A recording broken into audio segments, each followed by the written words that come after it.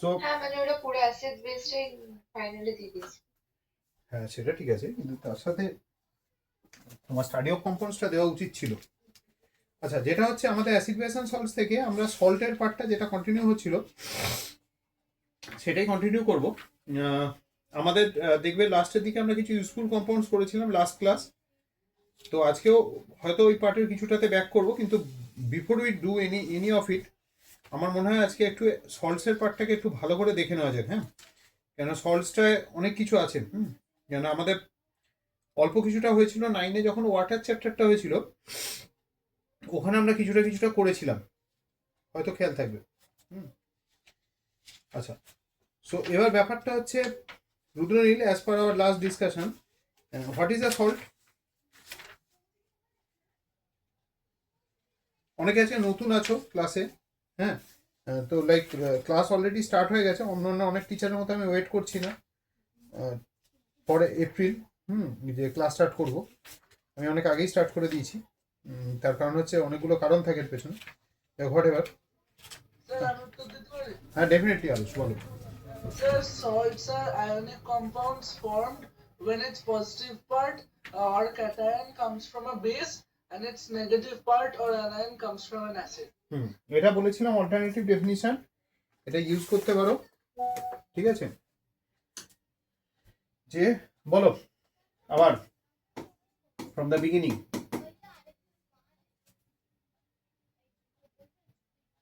Aarush, Sir, salt? unmute. হ্যাঁ হ্যাঁ, বলো বলো বলো। Salts are ionic compounds formed when its positive part or cation comes from a base and its negative part or anion comes from an acid. প্রথম পয়েন্টটা তাহলে হচ্ছে দেয়ার ionic compounds, দেয়ার cation. Rudranil কিছু অ্যাড করবে? না স্যার, এটাই তো লিখেছিলাম। Among which the cation, এটা interesting, cation comes from a base,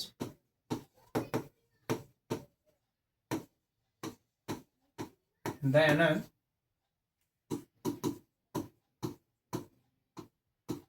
comes from an acid.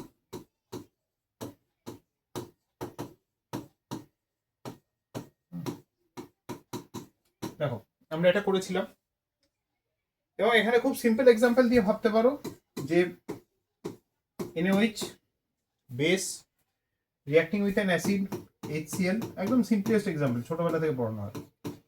NaCl তৈরি করলো প্লাস ওয়াটার। তো বেসিক্যালি যেটা হলো যে এখানে ইনে মানে সল্টের যে ক্যাটায়নিক পার্টটা, that's coming from the base, ঠিক আছে। Na comes from the base, আর যেটা anionic part that comes from the acid, from acid, ঠিক আছে। যেহেতু আমাদের ক্লাসটা অ্যাডভান্স ফাউন্ডেশনের, আমরা এর সাথে আরো টুকটাক কয়েকটা জিনিস শিখবো। এবার কাউকে একটা জিজ্ঞেস করি, কোশ্চেন দেখি। অনন্তিকা আছে, অনন্তিকা, এই যে অ্যাসিড বেস রিয়াকশন হয়, এই রিয়াকশনগুলো কি ক্যাটাগরির হয়, এন্ডোথার্মিক না এক্সোথার্মিক?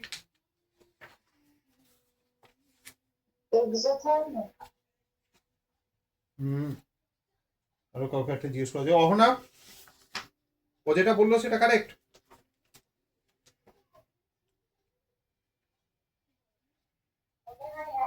মনে হয় হ্যাঁ। আরে যেটা অ্যান্সার মনে হচ্ছে শিওর নাও। আচ্ছা আচ্ছা, তোমার মনে হচ্ছে এক্সোথার্মিক হবে। আচ্ছা, আর কার কি মনে হচ্ছে দেখি। আমাদের 19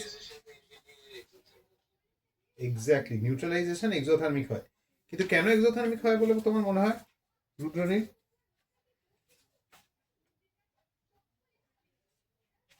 এক্সোথার্মিক রিঅ্যাকশন কাকে বলে?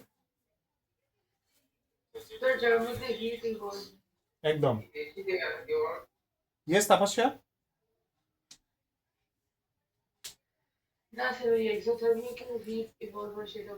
হ্যাঁ একদম, reactions which are associated with evolution of heat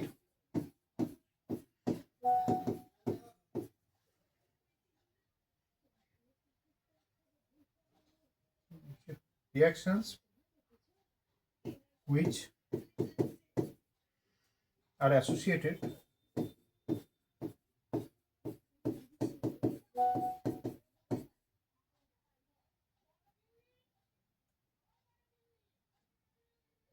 with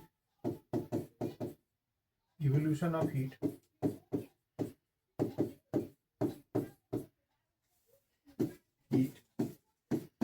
are known as exothermic reactions. ঠিক আছে, এবার কথাটা হচ্ছে এটা তো গেল ডেফিনিশন, কিন্তু এই যে অ্যাসিড বেসের রিঅ্যাকশনটা হবে, এটা এক্সোথার্মিক যে হবে সেটা কি করে বুঝবে? কোনো কিছুর তো একটা রিজন থাকবে। Any ideas? দেখি নতুন যারা আছো তাদের।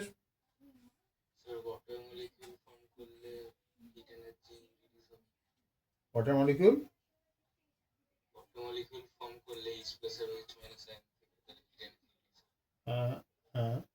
ওয়াটার মলিকিউল কোথা থেকে ফর্ম করছে? ভেরি গুড, এটা কারেক্ট অ্যান্সার। বেসিক্যালি এখানে একটা কনসেপ্ট চলে আসবে যেটা হচ্ছে heat of neutralisation. Heat of neutralisation জেনে রাখো সবসময় নেগেটিভ।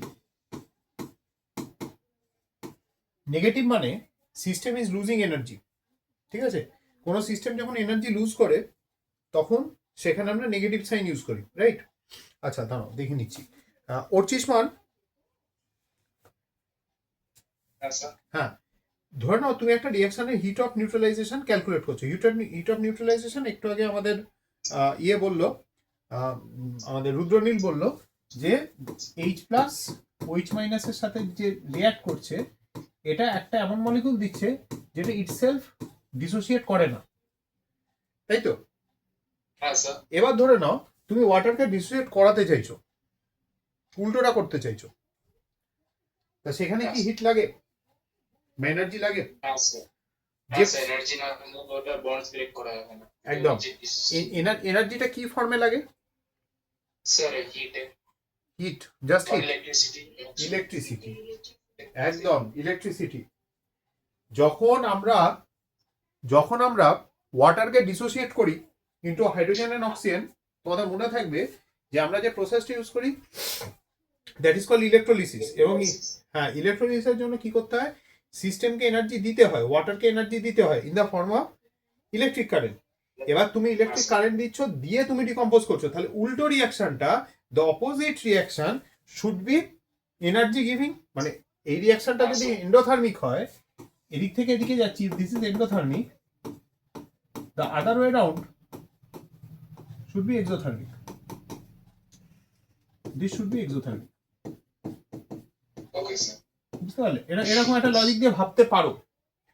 এইবার যে হিট অফ নিউট্রালাইজেশন, এটা একটা টার্ম, তো যেহেতু টার্ম এর একটা ডেফিনিশন থাকবে।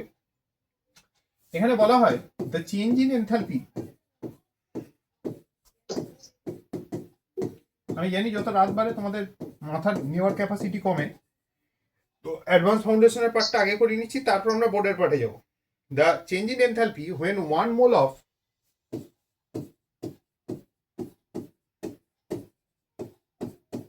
mole of আচ্ছা, আর লিখে তো দিলাম 1 mole of এনথালপি মানে ভুলে গেছি। Energy that is temperature dependent. Enthalpy মানে সেই এনার্জি যেটা টেম্পারেচার ডিপেন্ডেন্ট। এনার্জি যদি টেম্পারেচার ডিপেন্ডেন্ট হয় তখন তাকে আমরা এনথালপি বলি। Energy which is a function of temperature.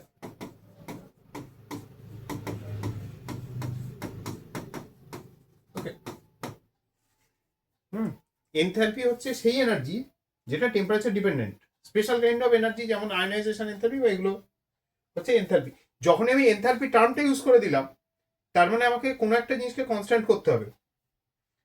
রিতমা, any idea কাকে কনস্ট্যান্ট করতে হতে পারে? Sir temperature. ভেরি গুড, এই তো হয়ে গেল টেম্পারেচার। হ্যাঁ, একদম খুব সিম্পল সেন্সে ভাবো যে যদি আমি এনথালপি স্টাডি করি আর জিনিসটা যদি টেম্পারেচার ডিপেন্ডেন্ট হয়, তাহলে আমাকে যে প্যারামিটারটাকে কনস্ট্যান্ট করতে হবে সেটা হচ্ছে টেম্পারেচার। আচ্ছা, এবার ডেফিনিশনে আসি। 1 mole of H plus ion reacts with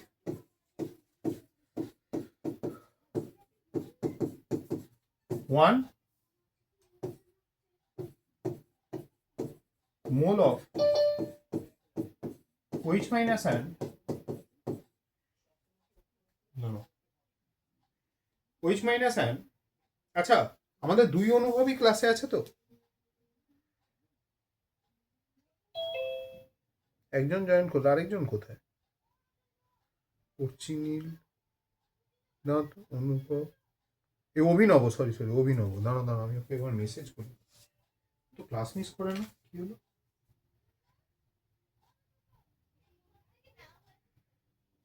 এক মিনিট ভাই, ওকে একবার একটু মেসেজ করে নিন। ক্লাস মিস করার ছেলে না।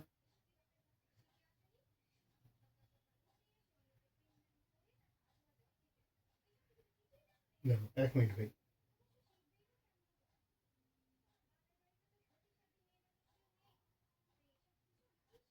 কখনো ক্লাস মিস করে না।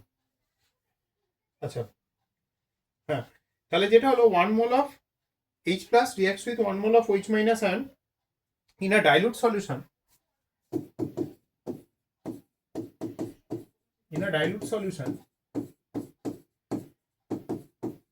to form 1 mole of water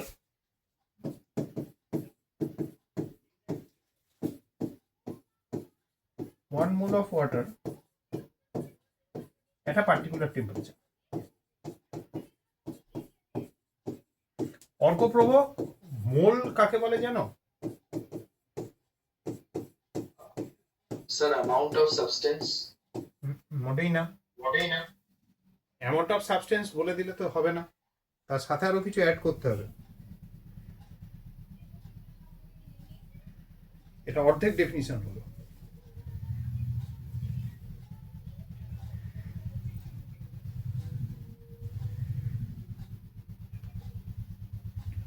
বলো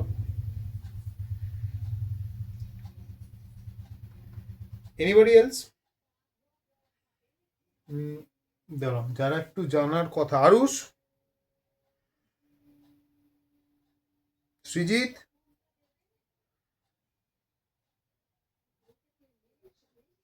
হ্যাঁ, আমি বললাম 1 মোল মানে কি? তোমরা যারা 9 থেকে পড়ছো তোমাদের কিন্তু জানার কথা। Sir, bolbo. হ্যাঁ, ডেফিনেটলি বলো। So the number 1 mole is that amount of substance which contains a number of constituent particles, which is equal to the number of molecules present in 12 gram of C12 atom. C12. তো সেই সংখ্যাটা কি? So which is equal to Avogadro number, which is equal to 6.023 into 10 to the power 23 molecules or constituent particles. তুমি তো south point, তাহলে তোমার তো এখানে একটু ভুল হয়ে গেল। সাউথ পয়েন্টে 6.023 শিখিয়েছে। হ্যাঁ স্যার, ওটাই তো শিখিয়েছিল। অ্যাকচুয়ালি 22টা কারেক্ট, দেখবে এনসিইআরটি তে তাই আছে। জেনারেলি এনসিইআরটি তে প্রচুর ভুলভাল। -23 এই সরি 23 হবে। না সরি ওটা আমি আজকে বসে লিখছিলাম, করে মাইনাস পড়ে গেছে। আমি আজকে পুরো ক্লাস জুড়ে আজকে ওই প্ল্যাঙ্কস কনস্ট্যান্টের অঙ্ক করেছি, তো মাইনাসটা অটোমেটিক্যালি চলে এসেছে। সরি ভাই। Number of OH minus ion,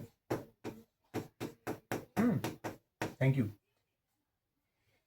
এই যে সংখ্যাটা, এই সংখ্যাটা যেটা 10 to the power 23, 6.022 into 10 to the power 23, ICSE বোর্ডের ম্যাক্সিমাম বইতে এটা 6.023 করা আছে, which is technically not correct. একমাত্র এইখানে আইসিএসসি বোর্ডে এটা ভুল ইনফরমেশন, এটা পরে তোমাদেরকেই রেকটিফাই করতে হবে। এইটাকে বলা হয় হচ্ছে Avogadro number.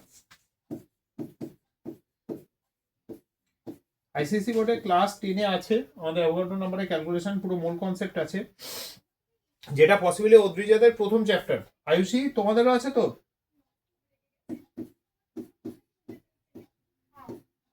Avogadro's number is represented by N, capital N তলায় ক্যাপিটাল এ। ঠিক আছে? আচ্ছা, আর কে নেই ক্লাসে আজকে? অর্চিনীল আছে, অনন্তিকা আছে, একনিষ্ঠা, আচ্ছা ঠিক আছে দেখছি, দুজন নেই। আচ্ছা এবার হচ্ছে এটা দেখো, এরপর যেটা আসছে সেটা হচ্ছে আমাদের সল্টের বেসিক ডেফিনিশন। তাহলে সল্টের ক্ষেত্রে আমরা যে ইয়েটা করলাম সেই অনুযায়ী আমাদের কত রকমের সল্ট হয়?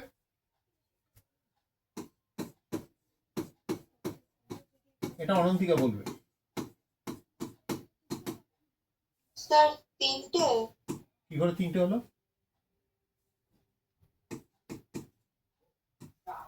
একটা আছে নর্মাল সল্ট, হ্যাঁ। একটা হচ্ছে অ্যাসিডিক সল্ট, হুম। একটা বেসিক সল্ট, হ্যাঁ। ও সরি একটা হচ্ছে ডাবল সল্ট, মিক্সড সল্ট। হুম। তাহলে পাঁচটা। আর তো একটা কমপ্লেক্স সল্ট। এই তো acid salt, basic salt. Doubt আছে স্যার। বলো ভাই। স্যার অ্যাসিডিক সল্ট নরমাল সল্টের মানে সিম্পল সল্টের আন্ডারে পড়ছে না? হ্যাঁ ওটা এই প্রথম তিনটে সিম্পল সল্টের আন্ডারে পড়ছে, কিন্তু তুমি যদি ক্যাটাগরাইজ করো তাহলে তো তোমার টেকনিক্যালি 6টা ক্যাটাগরি আসছে। আমার কথাটা বুঝতে হ্যাঁ। পারলে? এটা হ্যাঁ হ্যাঁ হ্যাঁ। হ্যাঁ, এই প্রথম যে তিনটে তুমি ফেললে, অ্যাসিড সল্ট, বেসিক সল্ট, তোমার নর্মাল সল্ট, এই তিনটে তোমার চলে আসছে আন্ডার সিম্পল সল্ট।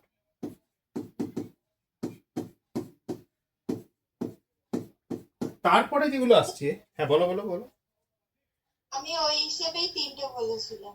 না না না, টাইপস অফ সল্ট বলতে পুরো ক্যাটাগরিটাই বোঝাবে। এছাড়া হচ্ছে ডাবল সল্ট,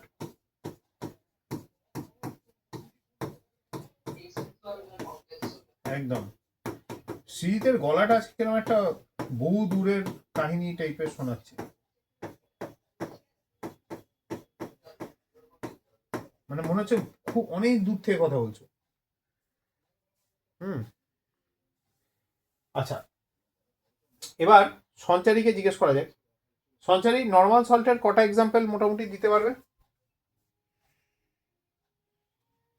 স্যার NaCl, একদম। আর NaClটা তো আমি দিয়ে দিয়েছিলাম। সেটা হতে পারে। আর আর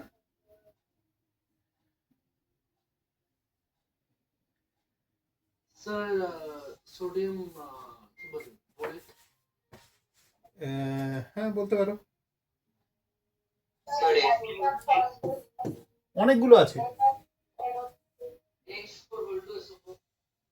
হ্যাঁ অনেক অনেক আছে, অনেক আছে। NaCl, KCl, যতগুলো মানে যেখানে বেসিক্যালি হাইড্রোজেন থাকবে না, মানে যেটা জলে ডিজলভ করলে H+ বা OH- প্রডিউস করবে না, সে Na2SO4 হবে। Sir Na3CO3। CH3CONA হবে। প্রচুর প্রচুর প্রচুর। হ্যাঁ বলো বলো। NaNO3 হবে, সোডিয়াম নাইট্রেট হবে, প্রচুর এরকম। Sir Na3CO3। হ্যাঁ NaNO3, KNO3, ঠিক আছে, অ্যামোনিয়াম ক্লোরাইড, এগুলো সব এই ক্যাটাগরিতে চলে আসবে।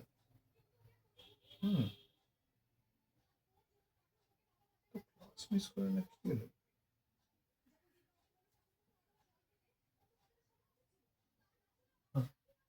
KNO3, অ্যামোনিয়াম ক্লোরাইড, যেগুলো জলে ডিজলভ করলে কোনো মতেই আমার H+ জেনারেট করবে না। ইন্টারেস্টিং।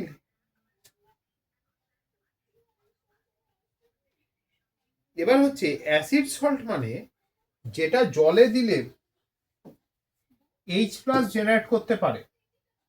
এবার রুদ্রনীল বলো, এই ক্যাটাগরিতে তুমি কি কি মানে কি কি ধরনের সল্ট পেতে পারো?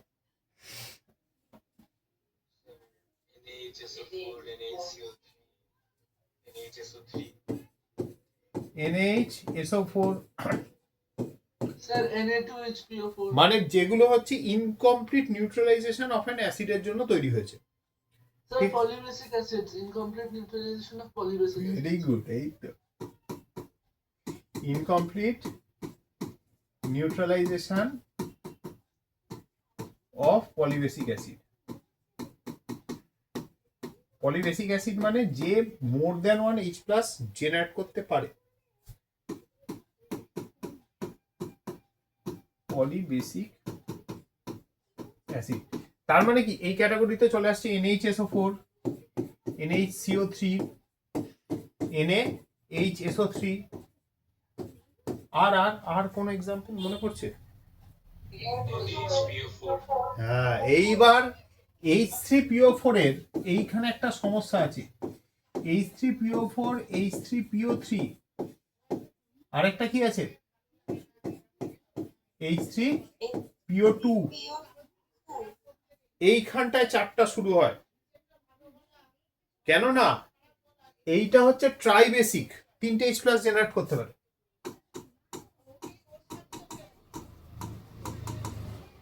এটা হচ্ছে ডাইবেসিক আর এটা হচ্ছে মোনোবেসিক। কেন কোনটা কি সেটা পরে ডিসকাস করছি, এটা আমরা অনেক আগে একবার করেছিলাম। এই জায়গাটা খুব কেয়ারফুল থাকতে হবে, ঠিক আছে? এই জায়গাটা কিন্তু খুব কেয়ারফুল থাকতে হবে, কারণ এখানে ঝাড় খেয়ে যাওয়ার চান্স হাই। কেননা ব্যাপারটা যেটা হচ্ছে, এইখানে তুমি যদি একটা সল্ট লেখো, রিপোর্ট করো,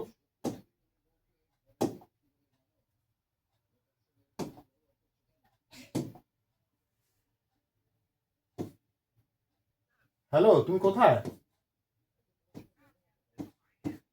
ও ও কলকাতার বাইরে, কোথায় বেড়াতে গেছো?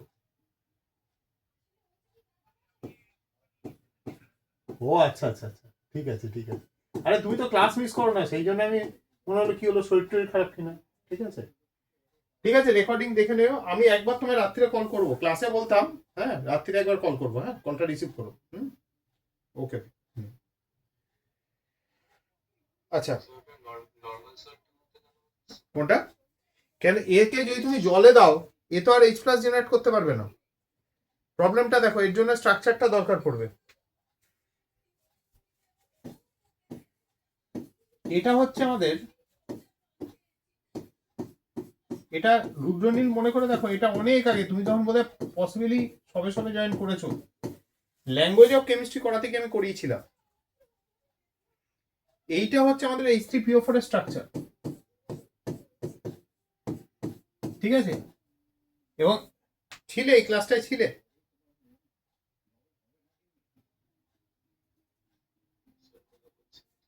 আচ্ছা ঠিক আছে, আরেকবার করিয়ে দেওয়া যাবে। বলো। এটা ট্রাইবেসিক না, এটা ডাইবেসিক হবে, কারণ কোনটা কোনটা? এইটা এই কোনটার কথা বলছো ভাই? H3PO4 ট্রাইবেসিক হবে না, কারণ কি সবকটা হাইড্রোজেন আয়ন তো আয়নাইজ হতে পারবে না, কারণ কি একটা অক্সিজেন সবকটা পি এর সাথে জোড়া নেই। হ্যাঁ হ্যাঁ হ্যাঁ, আরেকবার বলো। তুমি অ্যাকচুয়ালি একটা জিনিস পার্শিয়ালি কারেক্ট বলছো, বুঝে বলছো কিনা আমি বুঝতে পারছি না। সবকটা হাইড্রোজেন আয়ন তো আয়নাইজ হওয়া সম্ভব হবে। হ্যাঁ, কেন বলো তো? কারণ কি আমি ঠিক বোঝাতে পারছি না, হ্যাঁ, সবকটা পি এর সাথে ফসফরাসের সাথে বন্ডেড নেই। না, ফসফরাসের সাথে ওইচ বন্ড গুলো আয়নাইজেবল, সবকটা ওইচ বন্ড আয়নাইজেবল, তার মানে কিন্তু অক্সিজেন তো একটা নেই হাইড্রোজেনের সাথে। কি এই তো তিনটে আছে না, তিনটে ওইচ। হ্যাঁ, H3PO4 তো। হ্যাঁ H3PO4, হ্যাঁ কিন্তু এখানে সেটা যদি ওয়াটার অ্যাড করা হয় তাহলে একটা হাইড্রোনিয়াম আয়ন আর H2PO4 মাইনাস বেরোবে। হ্যাঁ, সেটা ঠিক বলেছো, সেটা ভুল বলনি। এইটা নিয়ে অ্যাকচুয়ালি গত বছর একটা খুব সমস্যা হয়েছিল জেভিয়ার্স এর সাথে, কেন এটা জলে যেটা করে ও একটার বেশি H প্লাস জেনারেট করতে পারে না due to a certain reason, but theoretically on paper অর্ধেক জেভিয়ার্স এর ছেলের মতো এটা হচ্ছে on paper it's a paper tiger, 3টে H প্লাস আছে, টেকনিক্যালি ইটস স্ট্রঙ্গার। মানে তুমি যদি H2SO, অনেকে দেখবে পড়ানোর সময় বেসিক্যালি বলে যে H2SO4, আমাদেরও কোনো একজন টিচার পড়িয়েছিল যখন আমরা স্কুল লেভেলে ছিলাম, এই দুটোর মধ্যে স্ট্রঙ্গার অ্যাসিড। এটা কেন? কেন এটা দুটো H প্লাস জেনারেট করতে পারছে। এর একটা এক্সপ্লেনেশন দেওয়া হয়েছিল আমাদেরকে, কিন্তু বেসড অন দ্যাট এক্সাম্পল যদি তুমি সেইটাকে কারেক্ট ধরো, তাহলে H3PO4 should be a stronger acid, কিন্তু H3PO4 এই রেঞ্জে আসে না, ও অনেক পরে চলে যায়, মানে HCl এর থেকেও H3PO4 উইক। কেউ এই রিজনটা জানো?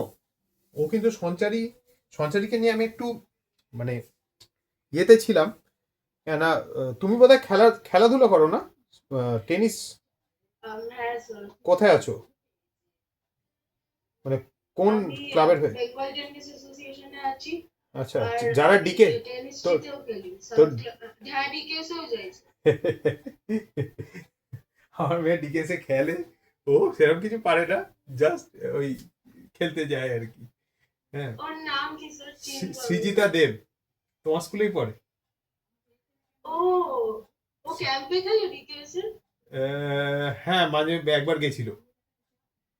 ছোট কিন্তু অনেক তোমাদের থেকে, থ্রিতে পরে, এখন ফোরে উঠবে। বিশাল বক করে, ওই জন্য মোটামুটি অনেকেই চেনে ওকে। হ্যাঁ, তো যাই হোক, এবার হ্যাঁ, তো যেটা বলছিলাম, আমি বহুত আগে খেলতাম স্যার ডিকেএসে, ক্লাস 6 এ পড়তাম তো তখন। আরুষের মুখ থেকে ডিকেএস এর জায়গায় ডিপিএস বেরোচ্ছিল। তুমি কিছু মনে করো না আরুষ, তোমাদের স্কুলের ভাই সেভিয়ার্সের ছেলেপুলে আলাদাই লেভেল। যাই হোক, এইবার যেটা হচ্ছে হিসাব মতন, মানে theoretically it should be tribasic, it should behave। এবার একটা জিনিস শেখাবো, যেহেতু তুমি সঞ্চারী প্রসঙ্গটা তুললে, তার মানে পড়াশোনা করো, শুধু খেলার মধ্যে নেই। শুড বিহেভ, কেন কোথাও একটা শুনেছো, এই যে মাথায় ফিলিং, কি তুমি ভেবেছো আমি পড়াশোনা করি না? না না না, আমি দুজন এরকম প্লেয়ারকে নিয়ে পাগল হয়ে যাচ্ছি আমার 12 এর ব্যাচে, ঠিক আছে? তারা সারাদিন খেলা নিয়ে আছে, দুজন তার মধ্যে স্টেট খেলে নিয়েছে, একজন ন্যাশনাল খেলছে। তো যাই হোক, এবার ব্যাপারটা হচ্ছে একজন আছে রোয়িং এ, আরেকজন তোমার টেনিসেই আছে। হ্যাঁ, theoretically it should behave as a tribasic acid. It should behave as a tribasic acid, ঠিক আছে? এই জায়গাটা মাথায় রাখবে। এবার মজাটা হচ্ছে, ধরে নাও তুমি খুব ঝগড়ুটে মানুষ, খুব ঝগড়া করতে পারো, হ্যাঁ, সামনের লোককে একদম ফাটিয়ে উড়িয়ে দাও, কিন্তু প্রবলেম হচ্ছে দেখা যাচ্ছে তুমি যার সাথে ঝগড়া করতে গেছো সে লোকটা তোমার সাথে ঝগড়া করছে না, সে চুপ করে দাঁড়িয়ে দাঁড়িয়ে শুধু মিচকি মিচকি হাসছে, খুব একটা রিয়াক্টই করছে না। তখন কি হবে, তুমি ওর সেরকম ভাবে দেখবে ঝগড়াটা করতে পারবে না। একইভাবে H3PO4 যখন রিয়াক্ট করে, এটা রিজনটা কেউ একটা আমার বলার চেষ্টা করবে অ্যাটলিস্ট, হ্যাঁ, ভুল হলেও চেষ্টা করবে। যখন NaOH এর সাথে রিয়াক্ট করে, NaOH ইজ আ বেস, ঠিক তো? যখন রিয়াক্ট করে ও Na3PO4 তৈরি করবে, অ্যালংসাইড 3 ওয়াটার মলিকুলস, ঠিক? এবার আমরা আগের দিন যে ক্লাসটা করছিলাম সেখানে আমরা একটা জিনিস শেখার চেষ্টা করছিলাম, বা বলছিলাম আমি তোমাদেরকে, যে water also can act as a base. কেন, ওয়াটারের কাছে কি আছে? লোন পেয়ার আছে। তো ওয়াটার কি করে? H+ অ্যাকসেপ্ট করে, forming H3O+. So technically this can also be considered to be an acid base reaction. এটা তাহলে সেক্ষেত্রে কোন ধরনের acid? H2O? So conjugate acid, না,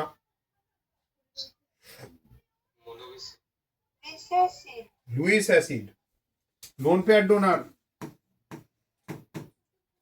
আর এটা তাহলে লুইস বেস, এটা হচ্ছে lone pair donor,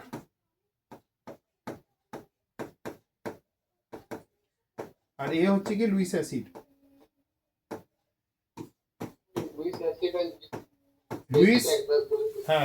Luis acid হচ্ছে যারা হচ্ছে লুইস অ্যাসিড হচ্ছে যারা লোন পেয়ার অ্যাকসেপ্টার, ঠিক আছে? যেমন এক্ষেত্রে H+, কেন H+ যদি লোন পেয়ার অ্যাকসেপ্ট করে, লোন পেয়ারটা অ্যাকসেপ্ট করে, ও দেখো ডুপ্লেট কমপ্লিট হচ্ছে। H+ মানে কি? একটা পাতি প্রোটন, একটা হাইড্রোজেন অ্যাটম, মানে কি? তার মাঝখানে একটা প্রোটন, তাকে ঘিরে ইলেকট্রন, ইলেকট্রনটাকে তুমি যখন সরিয়ে নিয়েছো, you left with a proton.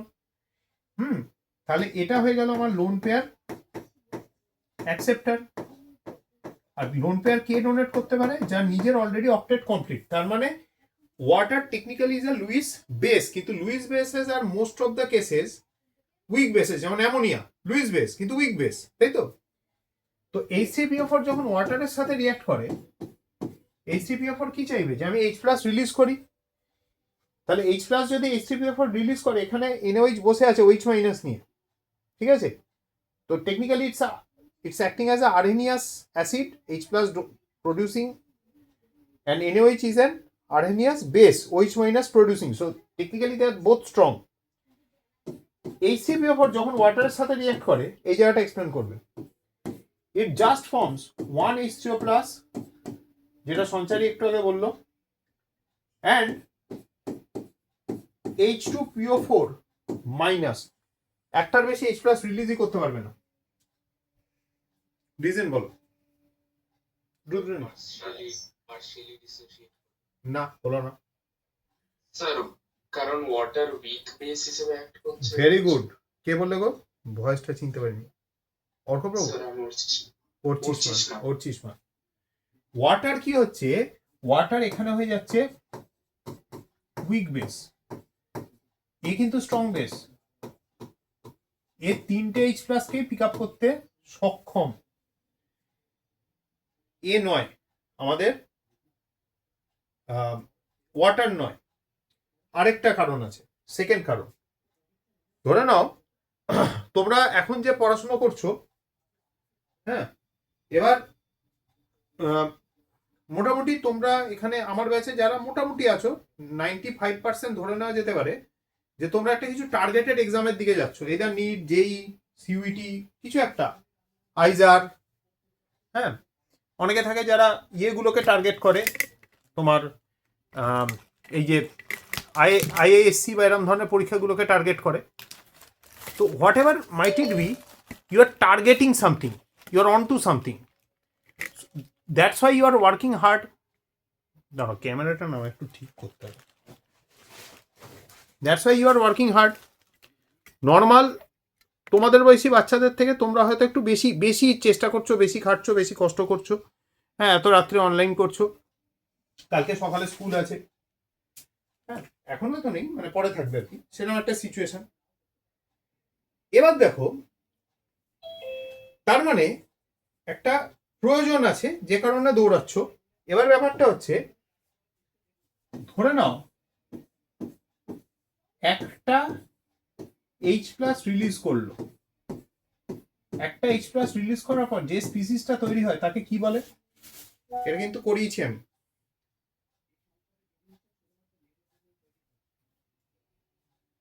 একটা H প্লাস রিলিজ করার পর যে স্পিসিসটা তৈরি হয়, Anantika, conjugate base. Very good. This is the conjugate base of H3O plus. Conjugate base যদি স্টেবল না হয়, সে কি করবে? তার H প্লাসটাকে ফেরত চাইবে, ঠিক? নেগেটিভ চার্জ স্টেবিলিটি কিভাবে পায়? By a phenomenon called resonance. এটা তোমাদের এই এখনই শেখানোর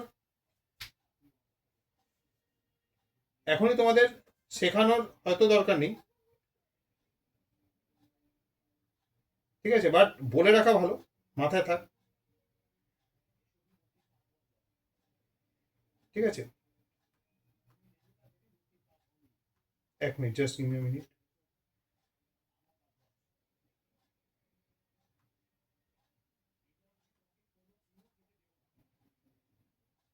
এবার দেখো, এই যে রেজোনেন্সটা হচ্ছে,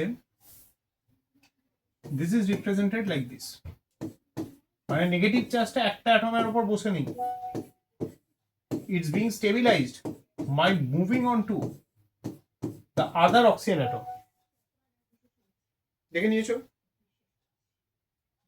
ওকে, রেজোনেন্স মানে এই যে নেগেটিভ চার্জটা শিফট করছে পজিশন, তার জন্য কেন স্টেবিলাইজ হচ্ছে? তোমার ধরনের একটা মশা একটা জায়গায় বসে আছে, মশার কামড়ায়, জানো তো, হাতে বসে কামড়া, তো মশাকে নিশ্চয়ই মেরেছো, জীবনে একটা না একটা মশা তো মেরেছো, হ্যাঁ। তো এবার ব্যাপারটা হচ্ছে, তুমি যখন মশাটাকে মারলে, কেন মারতে পারলে? মশাটা লোকালাইজড বলে। মাছি মারার চেষ্টা করে দেখেছো জীবনে? খুব যদি প্রবাবিলিস্টিক্যালি ইয়ে হয়ে থাকো, তাহলে হ্যাঁ, এবার মাছিটা কি হয়, ইট কিপস অন মুভিং, ঠিক আছে, মাছিটা কি হয়, ইট কিপস অন মুভিং, ওই জন্য মাছিটাকে মারাটা ডিফিকাল্ট, তাই তো? তাহলে মাছিটা কি ডিলোকালাইজড, Yes, sir. তাহলে একটা ইলেকট্রন ধরে নাও একটা এইচ প্লাসকে ছেড়েছে, প্লাস এইচ প্লাস, মনে মনে ভাবো, এইচ প্লাসটা যদি ও মাইনাসের সাথে রিয়াক্ট করে, এটা লিখছো তো রুদ্রনীল যেটা বলছি, Yes, sir. আরুষ লিখছো? হ্যাঁ স্যার। খাতা দেখবো কিন্তু পরের দিন সবার, ক্লাসে কি লিখেছো, এইটা এই পার্টগুলো কিন্তু ক্লাস নোটে থাকাটা খুব দরকার। তো এইচ প্লাস বেরিয়ে গেছে, এইচ প্লাস যদি নেগেটিভ চার্জটার সাথে ব্যাক রিয়াক্ট করতে চায়, ওকে কি করতে হবে, আবার ফেরত এসে নেগেটিভ চার্জটাকে হিট করতে হবে। কিন্তু নেগেটিভ চার্জটা যদি মাছিটার মতো, হাউস ফ্লাইটার মতো ঘুরতে থাকে, পজিশন চেঞ্জ করতে থাকে, ওটার সাথে রিয়াকশন করা ডিফিকাল্ট হবে, হবে তো? Yes, sir. Yes, তাহলে sir. দ্য কম্পাউন্ড যেটা দিচ্ছে, রেজাল্টেন্ট কম্পাউন্ড, যেটা কাউন্টার কম্পাউন্ড যেটা দিচ্ছে after losing the H plus ion, if that is stabilized, তাহলে এইচ প্লাসকে আর ফেরত চাইবে না, তাহলে the acid gets to act as an acid. Yes, sir. কথাটা বুঝতে পারলে? Yes, sir. Is the logic clear to all of you? Sir reaction করা ডিফিকাল্ট হবে, তারপরে একবার আবার বলছি, এইচ প্লাস ছেড়ে দিল, ধর না H3PO4 releases an H plus ion, ঠিক আছে, H plus ion and forms this one. Now if this one is reactive enough to pull back the H plus ion, it will remain, or it will prefer to remain as an undissociated acid. In that case, the acidic nature of H3PO4 would be limited. কিন্তু যদি counter species যেটা তৈরি হচ্ছে after losing H plus, if that is stabilized, ওর তখন হেলদোল থাকবে না, ওর ভাই H plus গেছে গেছে, আমি তো নিজের মতন আনন্দে আছি, that would be the scenario. এবার এ ব্যাক রিয়াক্ট করবে কখন, এইচ প্লাসটাকে নেবে কখন, যদিও নেগেটিভ চার্জটা একটা পয়েন্টে ফিক্স হয়ে থাকে মশাটার মতো, তখনই এইচ প্লাসের পক্ষে সম্ভব বেরিয়েই আবার এটার সাথে ব্যাক রিয়াক্ট করে যাওয়া। বেরোলো, every reaction has certain amount of reversibility, ও বেরোলো আবার ব্যাক করে এসে ও মাইনাসের সাথে কানেক্ট করে নিল। প্রবলেমটা হচ্ছে এটা, যদি নেগেটিভ চার্জটা ঘুরে এই অক্সিজেনটার মাথায় চলে যায়, ও আর ফেরত আসবে না, মানে এইচ প্লাসটাকে আর ফেরত চাইবে না। এইচ প্লাসটা তো এখানে বসে রয়েছে, but the oxygen doesn't have a negative charge, the negative charge has been shifted to the next oxygen. Clear হলো? Yes, sir. So basically this is the acid, Bronsted Lowry acid base theory দেখবে তোমাদের দালালেই আছে।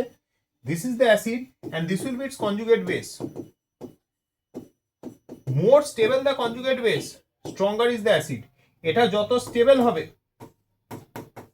মানে এই যত আর H plus এর দিকে যাবে না, অ্যাসিড তত স্ট্রঙ্গার হবে।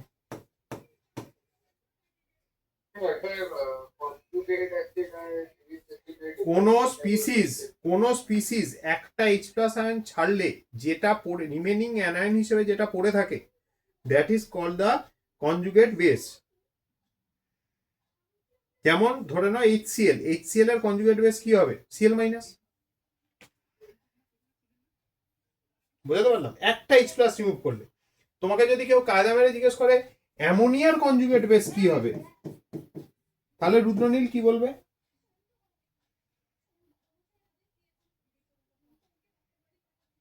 অর্থিত কি বলবে? অ্যামোনিয়া যদি একটা H প্লাস আয়ন লুজ করে, তাহলে যেটা ফর্ম করবে সেটা তার হবে কনজুগেট বেস। তাহলে এক্ষেত্রে কনজুগেট বেস কোনটা হবে? NH2 minus.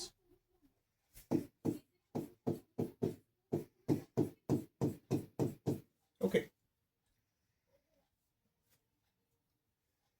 লিখে নাও।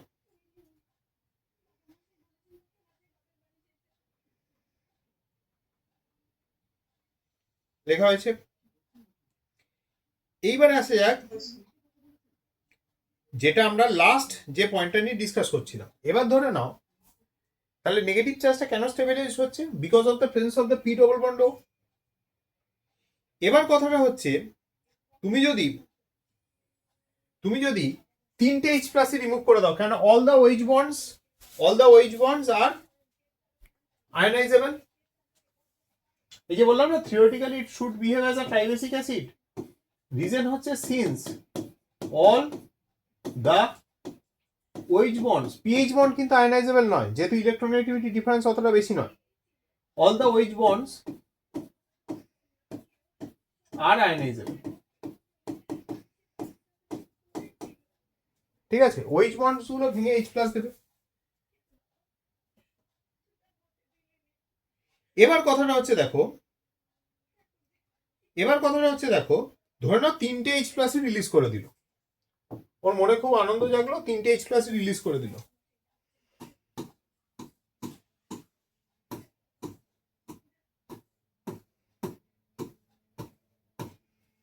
গেস করো প্রবলেম কি হতে পারে?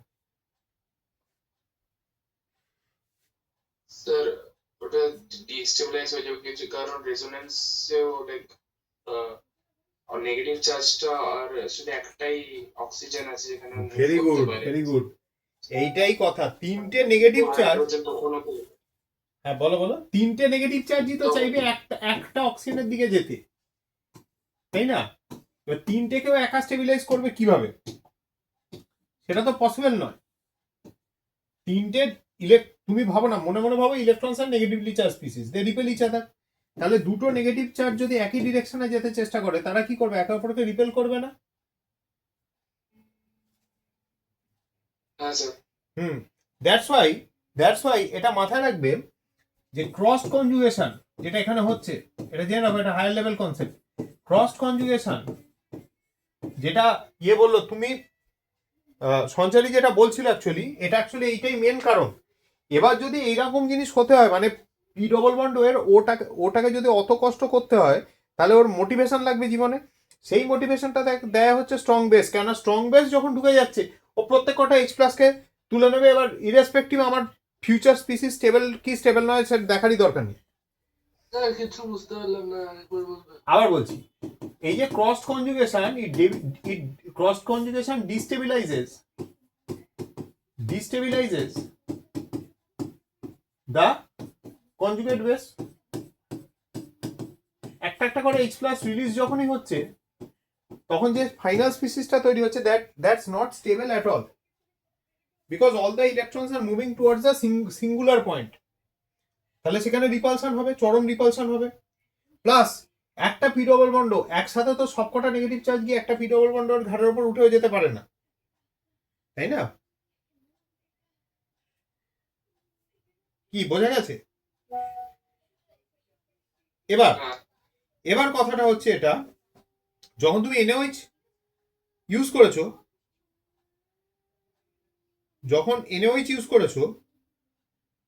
তখন কি হচ্ছে? NaOH কি করছে? H প্লাস গুলোকে তুলে নিচ্ছে, সবকটা H প্লাসকে, যতগুলো আয়নাইজেবল H প্লাস আছে সব তুলে নিচ্ছে। ধরে নাও তোমার IIT-র পরীক্ষা সামনে, দেখবে মানুষজন ঘুমায় না রাত্রিরে, 3 ঘন্টা ঘুমাচ্ছে, 4 ঘন্টা ঘুমাচ্ছে।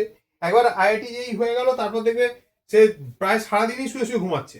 মানে ওই যে ঘুমটা সে ঘুমায়নি, হ্যাঁ, যে স্লিপ ডেপ্রিভেশনটা হয়েছিল এবার সে সেটাকে মেকআপ করছে। যখন একটা হায়ার টার্গেটের দিকে দৌড়াবে, কি বললাম, কষ্ট করতে হয় তার জন্য।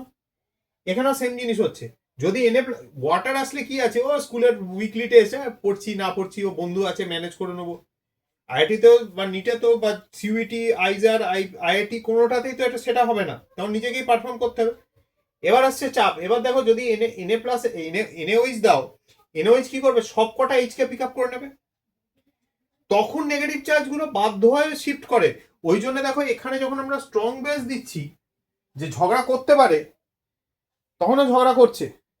যখনই উইক বেস হয়ে যাচ্ছে ও তখন একটার বেশি H প্লাস লুজ করছে না। তো technically it's a tribasic acid. এবার সমস্যাটা যেটা হয়েছিল, আমি এই জিনিসটা পড়িয়েছিলাম, এবার ওই বলে না অল্প বিদ্যা ভয়ঙ্করী। তোমার যদি কিছু না লেখা থাকে, তোমার জাস্ট H3PO4 দিয়ে বলা হয় যে বেসিসিটি কত, তুমি অ্যান্সারে কি লিখবে? কিছু দেওয়া নেই, strong acid, week acid, strong base, week base, কিচ্ছু বলে নেই। হ্যাঁ, তখন ট্রাইবেসিক লিখবে। এটা গত বছর আমার বলে দেওয়া হয়নি। কিছু যদি না লেখা থাকে, তোমার তো কন্ডিশন মেনশন করা নেই, তোমার তো স্ট্রং উইক কিছু জানো না, তো তুমি ধরে নেবে সেখানে, মানে এই মা বাবাদের মতো ধরে নেয় যে বাচ্চাকে টিউশন দিয়েছি, ভালো স্কুলে ভর্তি করেছি, তাহলে খুব ভালোভাবে পড়াশোনা করবে, সেরকম অ্যাজাম্পশন। তোমাকে অ্যাজুম করে নিতে হবে যে ইটস আ ট্রাইবেসিক অ্যাসিড। এবার যদি বলে যে তুমি উইক বেস দিয়েছো, যেটা তোমাদের পরবর্তীকালে আসবে, উইক বেস দিয়েছো, তখন তুমি ধরবে এটা মোনোবেসিক হিসেবে বিহেভ করবে। এবং অঙ্কে দেখবে একটা এন ফ্যাক্টরের ব্যাপার থাকে নর্মালিটি ক্যালকুলেশনের সময়। এই কথাগুলো বলে রাখছি যাতে কথাগুলো রেকর্ডেড থাকে। নর্মালিটি ক্যালকুলেশনের সময় একটা এন ফ্যাক্টর ক্যালকুলেট করতে হয়। For acids it's the number of H+ ion that is produced by the acid. তাহলে স্ট্রং বেসের সময় এন ফ্যাক্টর H3PO4 এর হবে 3, উইক এর ক্ষেত্রে এটা হবে 1। এবার কথাটা হচ্ছে তুমি উইক স্ট্রং বুঝছো কি করে? যদি তোমাকে একটা রিয়াকশন দিয়ে দেওয়া হয়, সেক্ষেত্রে তোমার রিয়াকশনটা তোমায় বলে দেবে যে অ্যাসিডটা উইক না স্ট্রং। যেমন একটা এক্সাম্পল দিচ্ছি, ধরে নাও তোমাকে একটা দেওয়া হয়েছে রিয়াকশন, আমি ব্যালেন্স করছি না, হ্যাঁ, NaOH, মানে বলে দেওয়া হয়েছে, ইকুয়েশনও দেওয়া হয়নি, বলে দেওয়া হয়েছে যে NaOH reacts with H3PO4 to produce Na2HPO4 as the final product. N factor কি লিখবে, মানে অ্যাসিডিটি কি মার্ক করবে, এই বেসিসিটি কি মার্ক করবে অ্যাসিডে? একদম So 2 2 দুটো ছেড়েছে, দেখো দুটো H+ রিপ্লেসড হয়েছে, এখানে কিন্তু এন ফ্যাক্টর হচ্ছে 2। কি অনন্তিকা, বোঝা গেছে?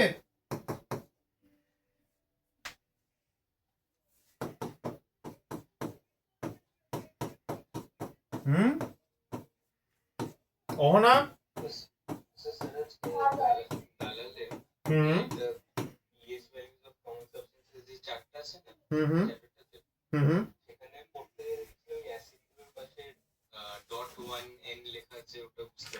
কোথায় কোথায় পেজ নাম্বার বলো, পেজ নাম্বার বলো।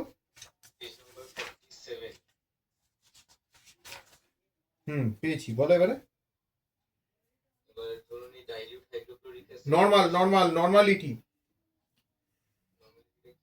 নর্মালিটি এই যেটা তোমাদের শেখানোর পথে এবার এগিয়ে নিয়ে চলেছি।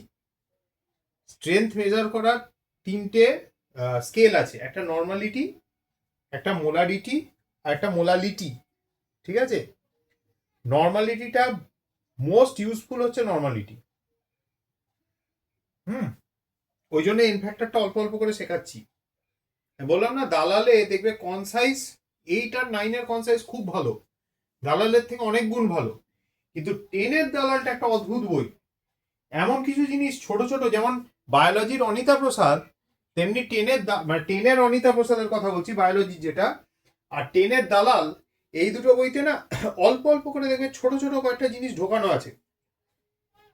খুব ভালো লাগলো তুমি এই জিনিসটা নোটিস করেছো। ওটা নর্মালিটি, বুঝতে পারলে? 0.1 নর্মাল, বুঝলে? এটা আমরা আসছি, এটা ওটার দিকেই যাচ্ছি, কেন আমাদের দেখো মোল কনসেপ্ট এন্ড স্টয়কিওমেট্রি করে আমি তারপর নর্মালিটিতে ঢুকবো, নাহলে অনেকে আতঙ্কিত হয়ে পড়ছে না, বললাম না। যখন H3PO4 স্ট্রং বেসের সাথে রিঅ্যাক্ট করছে, তখন নেগেটিভ চার্জ করে শিফট করে কোথায় যাবে? নেগেটিভ চার্জ তখন শিফট করে ওই একটাই সেন্টারে যাবে, পি ডবল বন্ড হয়ে। এবার সেখানে তো বাধ্য যেতে, তুমি কথাটা বোঝো। সেখানে OH- এসে কি করেছে, H+টাকে তুলে নিয়ে চলে গেছে, তো ফেরত দেওয়ার আর কোনো গল্প নেই, নেগেটিভ চার্জ ফেরত দেওয়ার আর কোনো গল্প নেই। যেখানে ওয়াটারের ক্ষেত্রে এই কম্পোজিশনটা, মানে H2 and H3O+, এই কনভার্সনটা is quite reversible. OH- and H+ is a irreversible combination, যে কারণে এটা হাইলি এক্সোথার্মিক। কখন কোন রিয়াকশন হাইলি এক্সোথার্মিক হয়? যখন প্রসেসটা ইরিভার্সিবল হয়, সিস্টেম থেকে হিট বেরিয়ে চলে আসছে। সঞ্চারী, বোঝাতে পেরেছি? আমি অনেকগুলো জিনিস মানে কানেক্ট করার চেষ্টা করছি, আমি বুঝতে পারছি না তোমরা সবাই বুঝতে পারছো কিনা, কিন্তু যতটা বুঝবে ততটাই এখনকার মতো লাভ, এইটুকু ধরে চলো। সেকেন্ড যেটা আমাদের আছে, দ্যাটস আ অ্যাসিড। হ্যাঁ ভাই বলো। রিঅ্যাকশন যদি ইরিভার্সিবল হয় তাহলে সেটা যথেষ্ট হিট প্রডিউস করবে, কিন্তু যদি এমন হয় কি যে সে যথেষ্ট হিট অ্যাবজর্ব করছে তাহলে কি সেটা কোনো চেঞ্জ হবে? দেখো, রিয়াকশনের দুটো প্যারামিটার আছে। একটা রিয়াকশন ইরিভার্সিবল হওয়ার ক্ষেত্রে দুটো প্যারামিটার আছে, একটা হিট, আরেকটা বলে এন্ট্রপি। ঠিক আছে, আরেকটাকে বলে এন্ট্রপি। এন্ট্রপিটা যেটা, এটা যদি পজিটিভ হয়, যেমন হচ্ছে ইভাপোরেশন। ইভাপোরেশন এন্ডোথার্মিক, এন্ডোথার্মিক তো। কিন্তু দেখো হয় স্পন্টেনিয়াস প্রসেস। কেন হয়? কেননা একটা জিনিস যেটা একটা অর্ডার অ্যারেঞ্জমেন্টে রয়েছে সেটা ডিসঅর্ডারে চলে যাচ্ছে।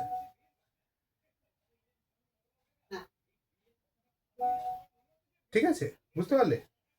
মানে কি হচ্ছে, যখন একটা জিনিস বেশি ছড়িয়ে যায়, মানে ধরে নাও দুটো স্পিসিস রিয়াক্ট করে 5টা স্পিসিস তৈরি করছে, তখন কি হয়, রিয়াকশনটার প্রবাবিলিটি বা chances of going in the forward direction বেড়ে যায়। একটা ছোট্ট জিনিস বলে দিচ্ছি, এটাও ফর ফিউচার রেফারেন্স, কেউ ভয় পাবে না।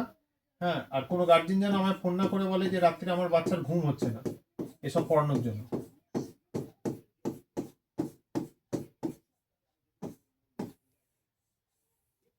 স্যার এসব কিছু যেটা মুখে বললাম সেটা ম্যাথামেটিক্যালি রিপ্রেজেন্ট করছি।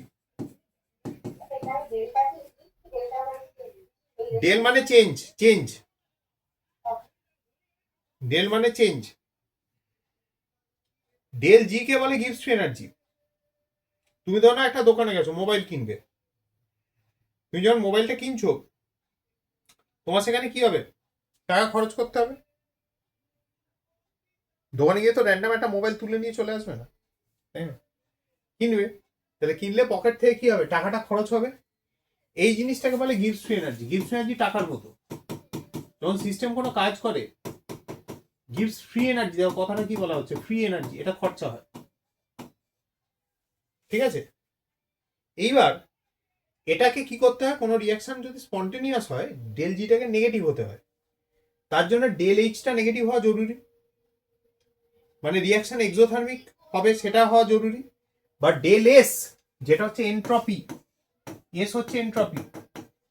এন্ট্রপি কি, measure of randomness of a system, measure of disorderness or randomness of a system.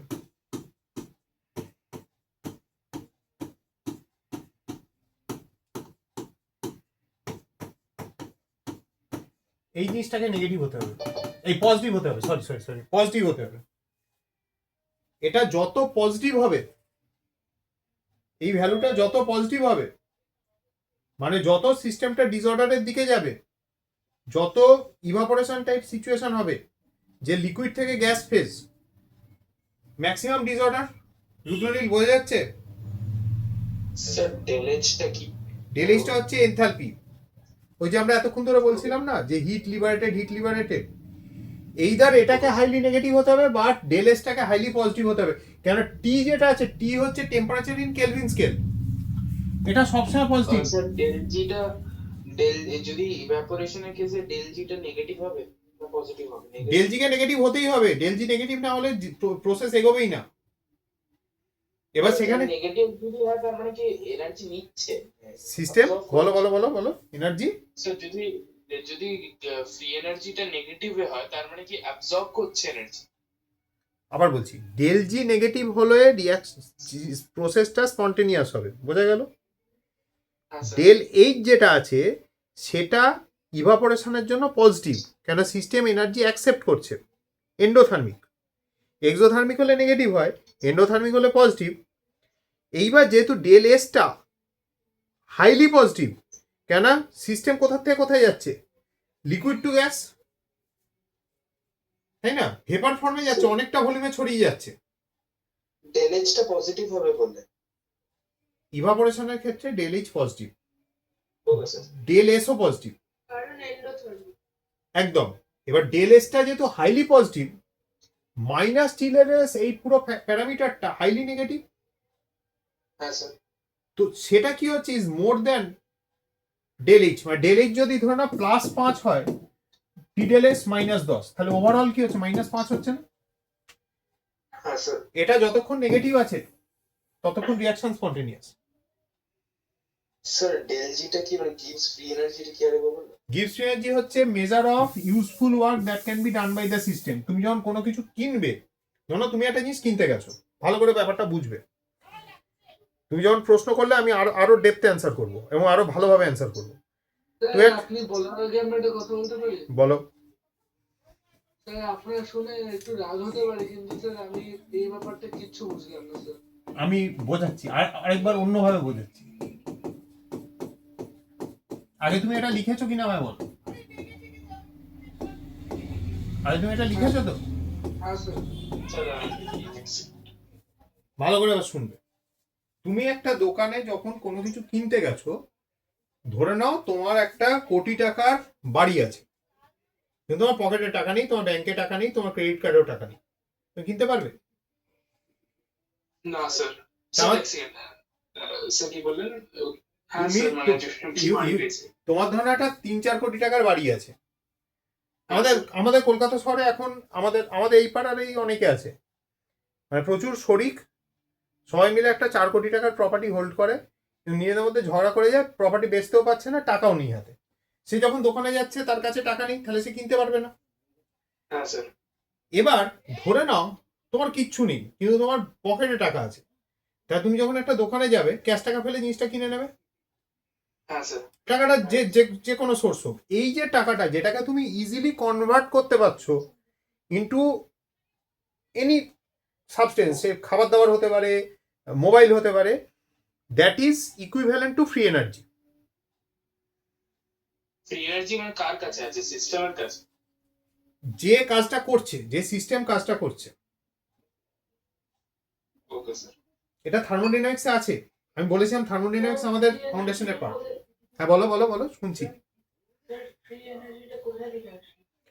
Free energy সিস্টেমের কাছে যে টোটাল এনার্জি আছে তার মধ্যে থেকে যে অ্যামাউন্ট অফ এনার্জি সে কনভার্ট করতে পারে to useful work, that is free energy.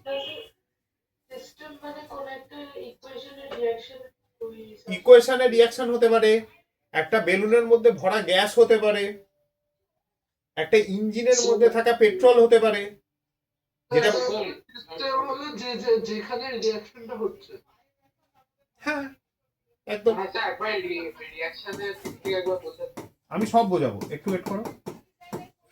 তোমরা আসলে আমার সল্ট থেকে অন্যদিকে নিয়ে চলে গেলে। হ্যাঁ বলো। স্যার যে এখানে যে নেগেটিভ হচ্ছে এনার্জিটা, মানে ফ্রি এনার্জিটা, ওটার মানে কি? মানে সিস্টেম এনার্জিটা খরচ করছে, যেমন এক্সোথার্মিকের ক্ষেত্রে হিট খরচ করছে আর খরচ করছে। পজিটিভ মানে গেন করছে, ওকে স্যার, শুধু এটাই হচ্ছে। Which is convertible. এটা দেখবে তোমাদের থার্মোডাইনামিক্সের একদম লাস্ট পার্টে আছে। তোমাদের 9-এ আমার থার্মোডাইনামিক্স, যদি পিয়ারসনের বই থাকে 9-এর পিয়ারসনের বইতে দেখবে ইকুইলিব্রিয়াম আর থার্মোডাইনামিক্স দুটো আছে, যেগুলো আমার পড়ানো হয়নি, কিন্তু আমি ডিউ কোর্স অফ টাইম পড়াবো। তার মধ্যে কিছুটা আজকে দিয়ে বলে রাখছি। এটা অবশ্যই মোস্ট ডিফিকাল্ট পার্টটা, কনভার্টেবল টু ইউজফুল এনার্জি। আমি চেষ্টা করছি আমার মতন করে যত ইজি করে বোঝানো যায় সেটা চেষ্টা করছি। এবার দেখো তোমরা না বুঝতে পারলে আমি অন্যভাবে চেষ্টা করবো। এই ইউজফুল ইউজফুল এনার্জি লিখে দিয়েছি, which is convertible to useful work. ঠিক আছে, কাজের কাজ করতে পারবে যেটা। এবার যদি এক্সোথার্মিক প্রসেস হয়, এক্সোথার্মিক প্রসেসের জন্য ডেল এইচটা নেগেটিভ হয়ে যায়, তাহলে সেটা ডেল জি কে নেগেটিভ হওয়ার চান্সেস বাড়িয়ে দেয়। আরো দেখো, ভালো করে শোনো, বুঝতে পারছো কিনা দেখো। ঠিক, যারা আজকে প্রথম জয়েন করেছে না ভয় পেয়ে যাবে, ভাববে এইসব কি করে লোকটা। যাই হোক, এইবার হচ্ছে টিডেলএস যেটা আছে, এই ডেলএসটাকে বলা হচ্ছে এন্ট্রপি।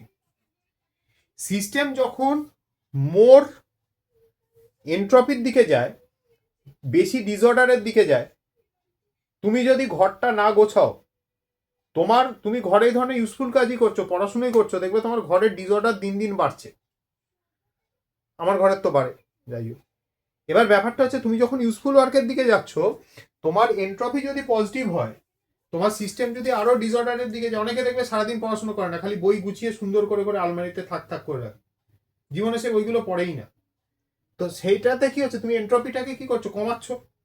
এন্ট্রপি কমানো মানে এন্ট্রপি নেগেটিভ, এন্ট্রপি বাড়ানো মানে সিস্টেম ডিসঅর্ডার্ড হয়ে যাচ্ছে। যেটা হয় কখন, ইভাপোরেশনের সময়। ইভাপোরেশনের সময় কি হচ্ছে, ডেল এইচটা কিন্তু পজিটিভ থাকছে, যেহেতু সিস্টেম হিট অ্যাবজর্ব করছে। কিন্তু ডেল এসটা যেহেতু হাইলি পজিটিভ, তাহলে minus T del S প্যারামিটারটা highly negative. হ্যাঁ স্যার।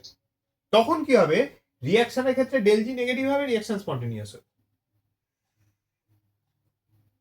বুঝতে পেরেছি? আরুষ দেখো, স্যার স্পন্টেনিয়াস মানে লাইক নিজে নিজে হচ্ছে, নিজে নিজে হচ্ছে। আচ্ছা, মানে আমি কোনো এনার্জি আলাদা করে দিচ্ছি না। না, বাইরে থেকে কোনো মানে কোনো সিস্টেমকে কোনো করতে হচ্ছে না। তুমি যদি একটা বালতি বা মগে করে জল এমনি রেখে দাও, দেখবে অর্ধেক কিছুদিন বাদে দেখবে half of it has evaporated. Okay sir. Diffusion, diffusion মনে আছে স্যার ক্লাস 9-এ পড়ানো হয়েছিল। 1 মিনিট দাঁড়াও, আরেকটা এক্সাম্পল দিই। ডিফিউশন, এদিকে একটা গ্যাস মলিকিউল আছে, one set of gas molecules, এদিকে আরেকটা সেট অফ গ্যাস মলিকিউলস আছে, মাঝখানে ধরে নাও একটা গ্যাপ, কিছু গ্যাপ দেওয়া আছে, এগুলো গ্যাপ। কিছুক্ষণ ওয়েট করবে, তোমাকে কিছু কষ্ট করতে হবে না, দেখবে molecules have diffused into each other. কেন কি হচ্ছে তাতে, এইটা কি অর্ডার্ড সিস্টেম আর এটা কি ডিসঅর্ডার্ড সিস্টেম। এই জিনিসটা যখন হবে, দিস আর ডিসঅর্ডার্ড সিস্টেম, তাই না? আগে কি ছিল, এদিকে গ্রিন আর এদিকে রেড, এবার কি হচ্ছে, রেড আর গ্রিন মিশে গেছে, তো দিস আর মোর ডিসঅর্ডার্ড সিস্টেম। তাহলে ডেল এস কি আছে, পজিটিভ। ডেল এইচ এখানে কিন্তু কিছু নেই, ডিফিউশনে হিট এক্সচেঞ্জ হয় না, কিন্তু যেহেতু ডেল এসটা positive, minus T del S negative, del G negative, diffusion is also an spontaneous process. Third law of thermodynamics শিখিয়ে দিলাম, রাখি। বলো, কার কি প্রশ্ন ছিল বলো। স্যার মানে এন্ট্রপি যদি বাড়ে তাহলে রিঅ্যাকশন স্পন্টেনিয়াস হবে। হবে, এন্ট্রপিকে হাইলি পজিটিভ হতে হবে যদি ডেল এইচ হাইলি পজিটিভ হয়। অদ্রিজা বলো।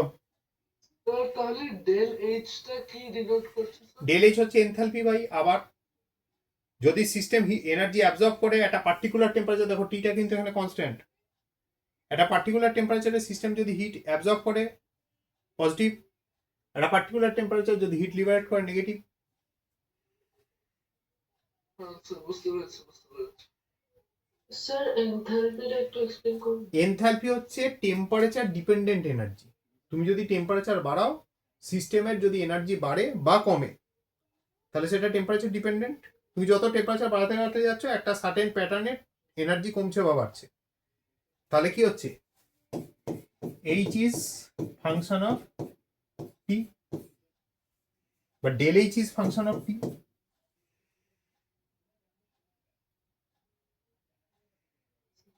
বুঝতে পারলে? ডেল এইচ হচ্ছে এনার্জি, যেটা কিনা ফাংশন অফ টেম্পারেচার।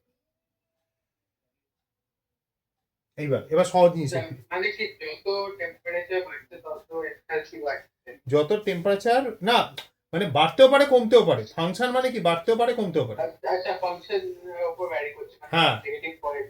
হ্যাঁ হ্যাঁ হ্যাঁ, মানে ফাংশন যেরকম হবে সেই হিসেবে ভ্যারি করবে, কমতেও পারে বাড়তেও পারে। যেমন আগের দিন আমরা পিএইচ স্কেলটা দেখছিলাম, যে নর্মালি কি হয়, যখন আমরা কোনো মেটালকে হিট করি মেটাল এক্সপ্যান্ড করে, কিন্তু পিএইচ স্কেল কি হয়, কন্ট্রাক্ট করে, তাই না? অনন্তিকা এখন অব্দি কিচ্ছু বলেনি, কিছু একটা ভাবছে। অনন্তিকা কি ভাবছো? স্যার মনে হয় ক্লাসে নেই স্যার। নেই? হ্যাঁ ঠিক, না দেখি তো একবার। হ্যাঁ নেই। স্যার তো ডেল জি যদি নেগেটিভ হয় তাহলে রিঅ্যাকশনটা এন্ডোথার্মিক। ডেল এইচ নেগেটিভ হলে reaction exothermic, del H positive হলে reaction endothermic, del G negative মানে reaction spontaneous, del G positive মানে রিঅ্যাকশন হবে না, ডেল জি জিরো মানে reaction is at equilibrium. Sir del H positive হলে del H যদি positive হয়, তাহলে তাহলে we are talking about an endothermic reaction. Del H negative মানে we are talking about an exothermic reaction. Del G negative মানে we are talking about a spontaneous reaction.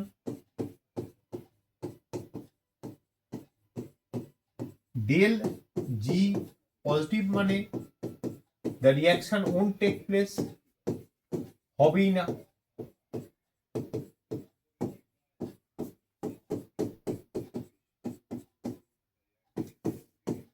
R del G zero মানে reaction is at equilibrium.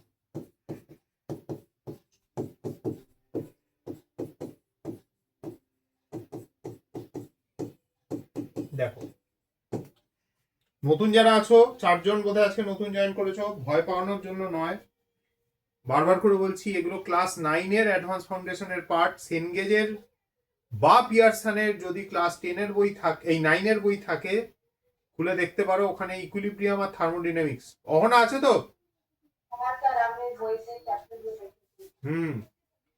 এবার সমস্যাটা যেটা হচ্ছে, যেগুলো আমি এখন পড়াচ্ছি, তোমাদের যারা ইকুইভ্যালেন্ট স্টুডেন্টস আছে, মানে তোমাদের বয়সী, যারা কোটা রেজোনেন্সের কোনো একটা A1 ক্যাটাগরির ব্যাচে পড়ছে, they already know and they are your competition. কারণ আমার বন্ধু এগুলো পড়াচ্ছে, ওর ফিজিক্যাল কেমিস্ট্রি স্পেশালাইজেশন, আমার অর্গানিক। শিবকুমার হান্স রেজোনেন্সে পড়ে, আমাদের সাথে যাদবপুরে পড়তো। হ্যাঁ ভাই, হ্যাঁ ভাই। আর নিট তো এবছর বয়ে যাবে, খেলা কি হবে? কেন গত বছর ওরা 2019 মডিফিকেশন ফিজিক্সের গুলো ইন্ট্রোডিউস করে দিয়েছে বইতে, মানে পরীক্ষায় কোশ্চেন। এবছর যদি কেমিস্ট্রি করে দেয়, সোনায় সোহাগা।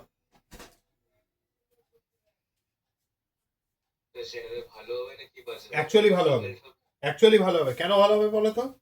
বই মুখস্থ করে উগরে দিয়ে যারা পরীক্ষার, মানে ওই যারা কেমিস্ট্রিটাকে জিকের মতো হ্যান্ডেল করছে, ওই খালি 5000টা পিওয়াইকিউ মুখস্থ করে যাচ্ছে, সেই ধরনের স্টুডেন্টগুলো কম্পিটিশন থেকে বেরিয়ে যাবে। যারা অ্যাকচুয়ালি ইন্টেলিজেন্ট তারা কম্পিটিশনে থাকবে। ওই ওই যেমন ডাক্তার অনেক হয়েছে না এখন, যে স্পেশাল কেসের ক্ষেত্রে বলছে এটা আমার ওই মিমও আছে, এটা সিলেবাসে ছিল না, এটা পড়িনি। আচ্ছা, এবার আসা যাক basic সল্টে। Basic salts are capable of producing OH minus ions when added to solution. দুটো এক্সাম্পল দেখবে তোমাদের বইগুলোতে আছে। একটা হচ্ছে বেসিক কপার নাইট্রেট,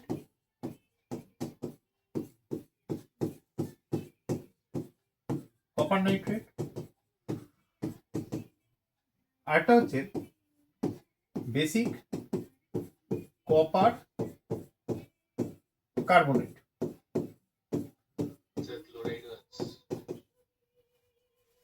হ্যাঁ, বেসিক কপার ক্লোরাইড। কার্বনেটটা ইচ্ছে করে লিখলাম, কেন কার্বনেটটা আমাকে পড়াতে হবে। এই কপারের সল্টের যেগুলো এক্সাম্পল হিসেবে দেওয়া আছে, ঠিক আছে,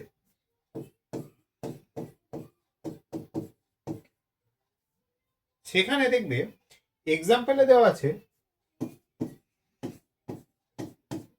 আমি ইচ্ছে করে 3টে লিখেছি, কারণ আছে, বুঝতে পারবে এক্ষুনি।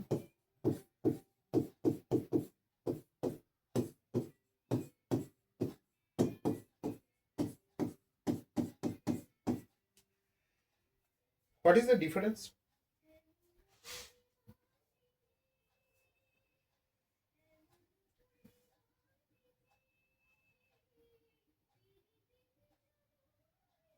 বলো বলো।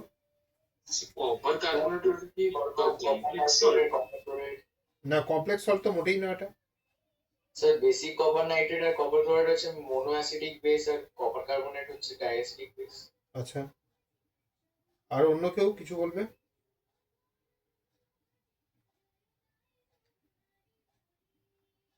Any idea? কেউ কিছু বলবে না? আরুষ?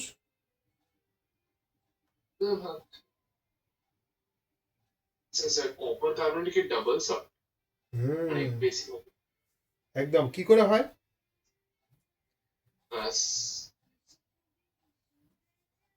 হ্যালো, হ্যাঁ তাড়াতাড়ি বলবেন। হাইড্রোক্সাইড আর কপার হ্যাঁ, কার্বনেট আছি।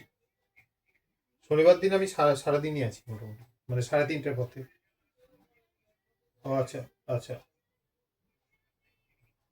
আসো আসো।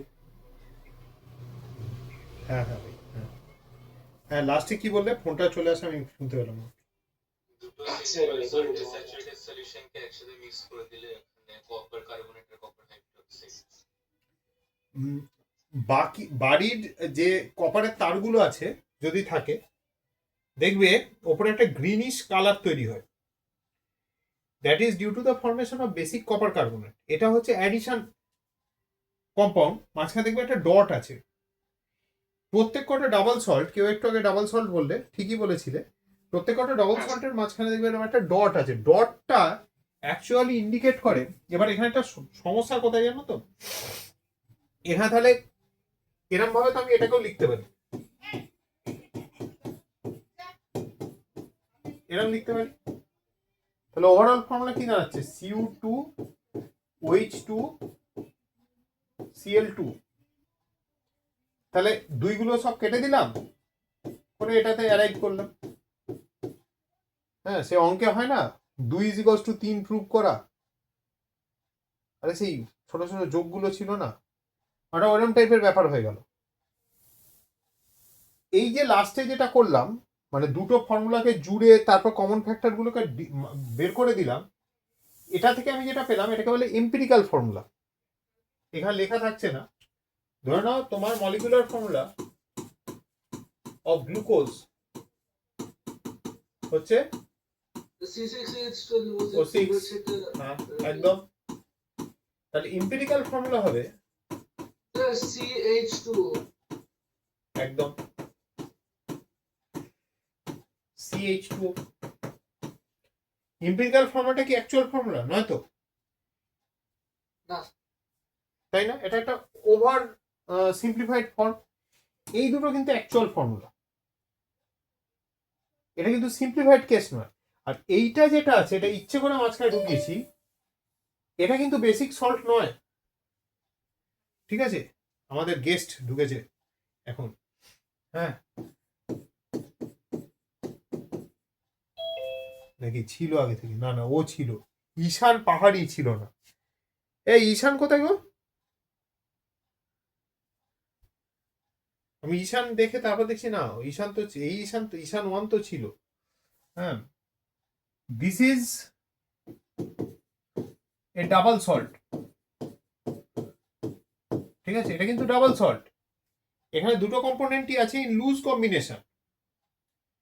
এটা কিন্তু হচ্ছে আমার ইয়ে নয়, বেসিক সল্ট নয়। ঠিক আছে, নট আ বেসিক সল্ট। বোঝাতে পেরেছি?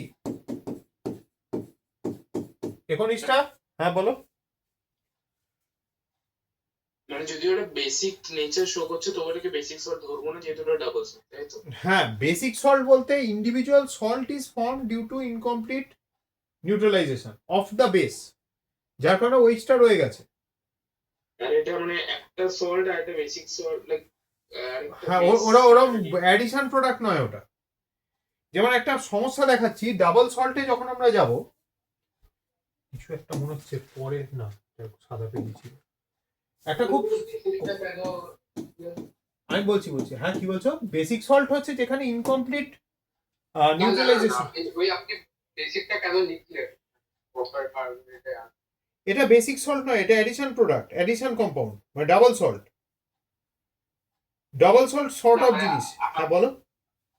আপনি যে কপার কার্বনেটে আগে বেসিকটা শব্দটা লিখলেন না, ওটা কেন সেটা জিজ্ঞেস করছি। না না, এটা লেখে বেসিক কপার কার্বনেট, কেন এখানে একটা বেস আছে। ঠিক আছে, আচ্ছা, ওভারঅল বেসিকটা কিন্তু ওখানে বেস আছে বলে। হ্যাঁ, this is like a double salt, মানে লাইক কথাটা মিস করে গেছি, নট আ বেসিক সল্ট। এটা ডাবল সল্টের মতো, এটা ডাবল সল্টের মতো একটা স্পিসিস। এবার সমস্যাটা দেখো, সমস্যাগুলো কোথায় হয়। যেমন ডাবল সল্ট, স্যার ওটা লিখছিলাম স্যার। হ্যাঁ হ্যাঁ বাবু একটু দাঁড়াও, ব্যাক করে নাও লেখ।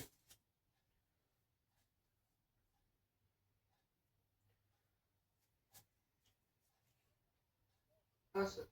এটা কি হচ্ছে আমি বুঝতে পারছি না, ক্যামেরার ফিডটা এত বাজে যাচ্ছে কেন?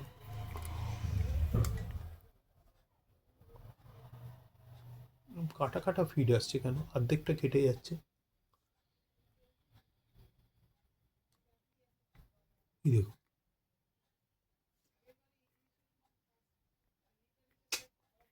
কি কাণ্ড।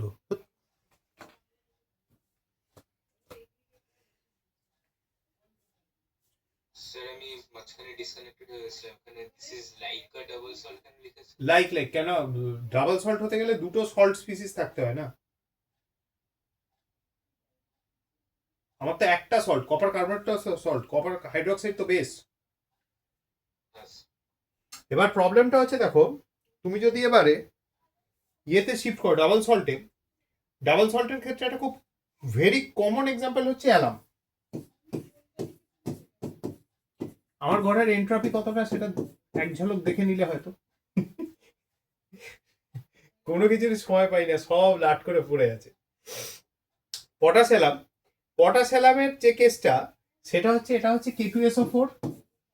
আর তোমাদের আন্টিকেও ঢুকতে দিই না, কেননা কোনো কিছু পরিষ্কার করা মানে আমি আর সেটা খুঁজে পাবো না, কোথায় গুছিয়ে তুলে রেখে দেবে।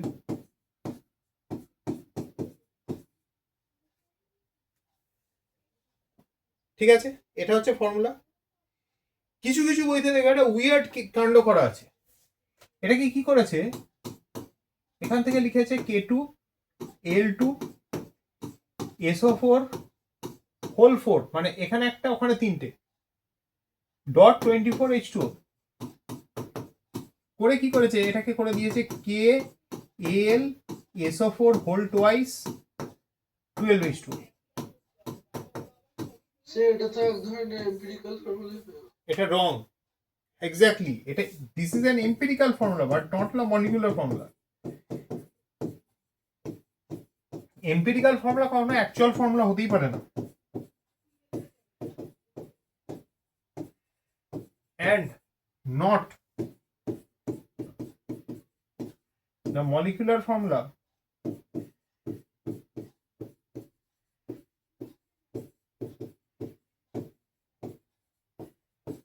for অ্যালাম বা পটাশিয়াম। ঠিক আছে, বুঝতে পারলে? এটা লিখো না, অনেক বইতে করা আছে।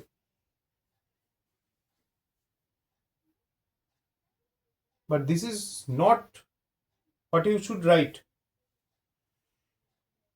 ঠিক আছে, ক্যামেরা দেখো, ফোকাসটা চেঞ্জ করলাম, এবার ঠিক হয়ে গেছে। নেক্সট হচ্ছে আমাদের আরেকটা খুব common example, which is Mohr salt.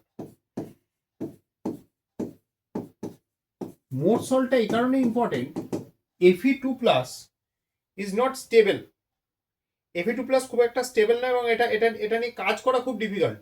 তুমি যদি নর্মাল কোনো Fe2+ এর সল্ট রেখে দাও, it instantaneously gets oxidized to Fe3+, and Fe3+ more stable, half filled configuration D5। এবার গল্পটা যেটা হচ্ছে, মোর সল্টের ফর্মুলা হচ্ছে ammonium sulphate dot FeSO4 dot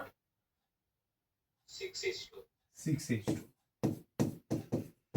এইখানে since it exists as a addition compound, Fe2+ টা কিন্তু more or less stable। যদিও তুমি যদি অনেক দিন রেখে দাও, still Fe2+, মানে in that case scenario Fe2+ will get oxidized to Fe3+। এছাড়া যেটা আমাদের আছে সেটা হচ্ছে মিক্স সল্ট। মিক্স সল্টে আমাদের কি আছে, the cation and the anion might be more than one। যেমন ফর এক্সাম্পল, একটা এক্সাম্পল তোমাদের বইতে দেখো দেওয়া আছে, NaKCO3, মানে carbonate is the anion, counter cation কিন্তু দুটো, ঠিক আছে? মানে more than one acid or basic radical.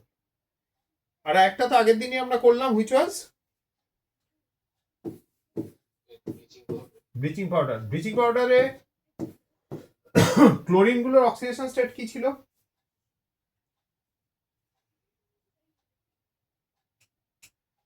Chlorine, chlorine, নিচের ক্লোরিনটা ক্যালসিয়াম তো 2+, তাহলে দিস টু ইন্ডিভিজুয়াল, নিচের ক্লোরিনটা ছিল -1, আর ওপরটা উপরটা ছিল -2 ক্লোরিন হবে, -1. +1. Oxygen is more electronegative than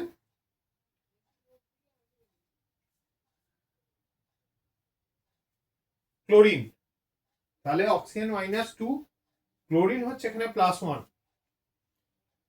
chlorine হচ্ছে এখানে +1, ঠিক আছে? বোঝা গেল?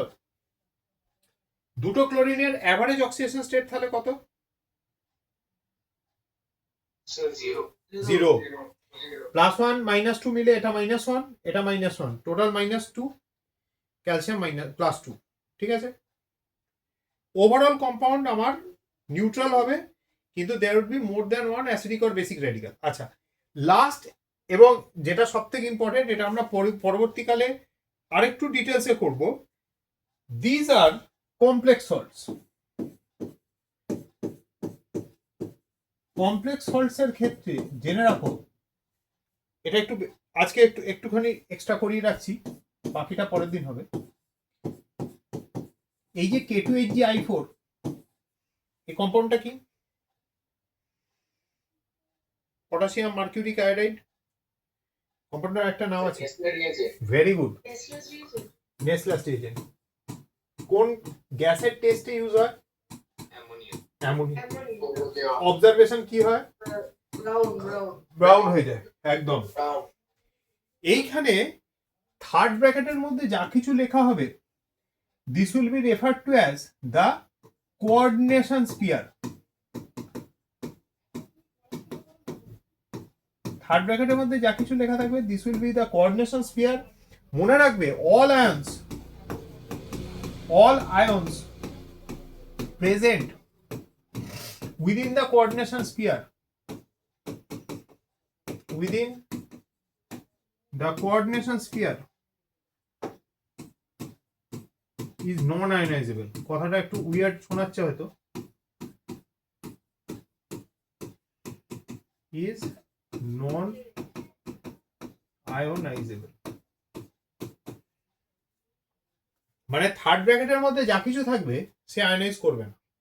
মানে আমি যদি এটাকে জলের মধ্যে দিই, আরে হ্যাঁ, থার্ড ব্র্যাকেটের বাইরে যা কিছু, whatever remains outside is called the ionization sphere. এটা তো স্যার আপনি সেদিন বললেন কি একটা মানে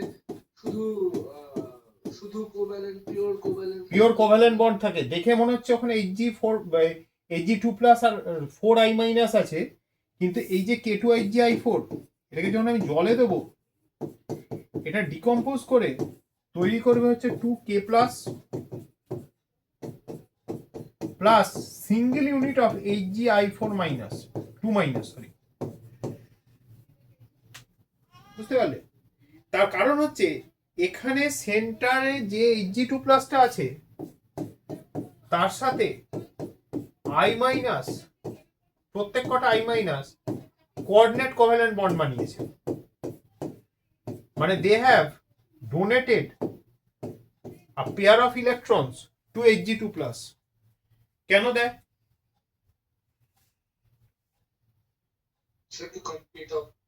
কমপ্লিট অক্টেট তোর মানে যা হওয়ার হয়ে গেছে, তাহলে 4টে ইলেকট্রন নিচ্ছে কেন? Sir, কারটা বলুন একবার। Coordinate bond বলে। হ্যাঁ, এগুলো তো কোঅর্ডিনেট বন্ড, এগুলো হচ্ছে দুটো করে ইলেকট্রন পেয়ার ডোনেট করছে I- onto Hg2+। ইকুইলিব্রিয়ামের জন্য একদমই না, ও হচ্ছে নেক্সট অক্টেট রুল হচ্ছে প্রাইমারি ভ্যালেন্সি, এটা হচ্ছে সেকেন্ডারি ভ্যালেন্সি। নেক্সট নোবেল গ্যাসের কনফিগারেশন অ্যাটেন্ড করছে, বুঝিয়ে দিচ্ছি। এক একটা কোঅর্ডিনেট বন্ড মানে কটা করে ইলেকট্রন ডোনেট হচ্ছে? দুটো করে। Hgর টোটাল ইলেকট্রন কাউন্ট কত, অ্যাটমিক নাম্বার কত? পিরিয়ড টেবিল একটা নিশ্চয়ই আছে, বা পিরিয়ড টেবিলই আছে বইয়ের পেছনে। 80। তাহলে Hg2 এর কটা ইলেকট্রন আছে? 78, 2 কমে গেল। এবার যদি ও 4টে পেয়ার ইলেকট্রন অ্যাকসেপ্ট করে, তাহলে কি হচ্ছে 78 + 8, টোটাল কত আসছে? 86 না? রেডন। এটাকে বলে সেকেন্ডারি ভ্যালেন্সি।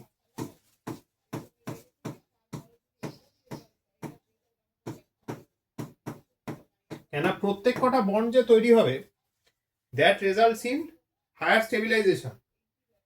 তো ও যদি আরো বন্ড তৈরি করতে পারে এবং নেক্সট নিয়ারেস্ট নোবেল গ্যাসে গিয়ে ল্যান্ড করে, তাহলে অবভিয়াসলি ও স্টেবিলিটি বেশি হবে। ও সেটাই করছে, বেশি প্রফিটের দিকে যাচ্ছে। অল্প একটু প্রফিট করে নিল, রুটি কাপড়া মাখান হয়ে গেল।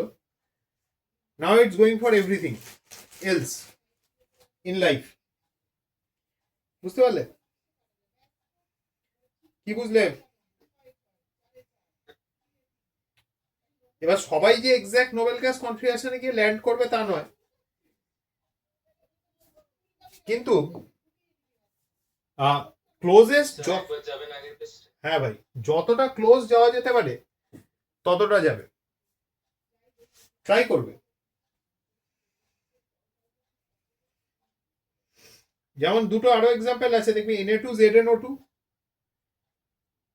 আর NaHgCN2।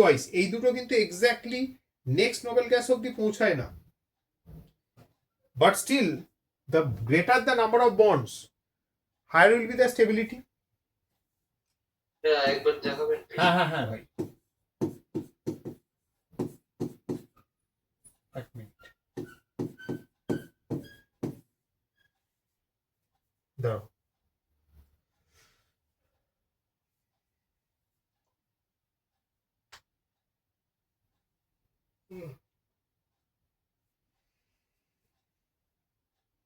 হয়েছে? একটু দাঁড়ান। সায়ানাইড একটা জিনিস করে যেটা পরে শিখবে ক্লাস 12-এ, এখন এটা করাবো না। সেটা হচ্ছে সাইনার্জিক বন্ডিং। কার্বন মনোক্সাইড, আমাদের অ্যাকচুয়ালি দুটো খুব ওয়েল নোন কোঅর্ডিনেশন কম্পাউন্ড আছে যেটা আমাদের খুব কাজে লাগে জীবনে। একটা হচ্ছে হিমোগ্লোবিন, সেকেন্ডটা হচ্ছে ক্লোরোফিল। ঠিক আছে? এই দুটোই কোঅর্ডিনেশন কম্পাউন্ড। এই দুটো কেসেই আয়রন আর ম্যাগনেসিয়াম নিজের সেকেন্ডারি ভ্যালেন্সি ফুলফিল করে পরফাইরিন রিং এর মধ্যে থেকে। হ্যাঁ, এবার হচ্ছে এটা, এই কেসটাতে সায়ানাইড যেটা করে বেসিক্যালি এটা ডাবল বন্ড সিনারিও জেনারেট করে। সো টেকনিক্যালি ধরে নিতে পারো এখানে Hg+ যদি হয়, এটা 46 + 8, রাফলি 8 হিসেবে ধরতে পারো। এটা টোটাল ইলেকট্রন কাউন্ট চলে যায় খুব বাজেভাবে ধরলে, মানে নট এক্স্যাক্ট 52 এর কাছাকাছি, মানে জেননের থেকে 2 কম। তবে জিঙ্ক এখানে হেরে যায়, কেন জিঙ্ক যেটা তৈরি করে Na2ZnO2, এটা কিন্তু ইজ নোহোয়ার নিয়ার অক্টেট, এটা হচ্ছে সোডিয়াম জিঙ্কেট। এছাড়া আরো আছে, প্রচুর আছে, যেমন কপারের টেট্রামিন কমপ্লেক্স, এটা তো ওয়ার্ল্ড ফেমাস, তাই না? আইসিএসসি তো এটাকে একদম ছাড়তেই পারে না। কপারের টোটাল ইলেকট্রন কাউন্ট কত? কপার এখানে অক্সিডেশন স্টেট কত? হ্যাঁ, কত কত কত? 4+। এই 4+, কপারের 4+ অক্সিডেশন স্টেট দেখেছো? 2+, অ্যামোনিয়া তো 0, সালফেট হচ্ছে 2-, তাহলে কপার হচ্ছে 2+। তাহলে কপার যদি 2+ হয়, কপারের টোটাল ইলেকট্রন কত আছে? 29। কপার 2+ মানে 27। 7 4টে ইলেকট্রন অ্যাকসেপ্ট করছে, 4টে পেয়ার, সরি 4টে ইলেকট্রন না, 4টে পেয়ার। তাহলে হচ্ছে 27 প্লাস 8 35। বললাম না ক্লোজেস্ট যাওয়ার চেষ্টা করে। ক্রিপ্টন কত? 36। ঠিক আছে, এখানে কি হয়, কপারটা 4টে NH3 থেকে 4টে লোন পেয়ার 4 অ্যাকসেপ্ট করে।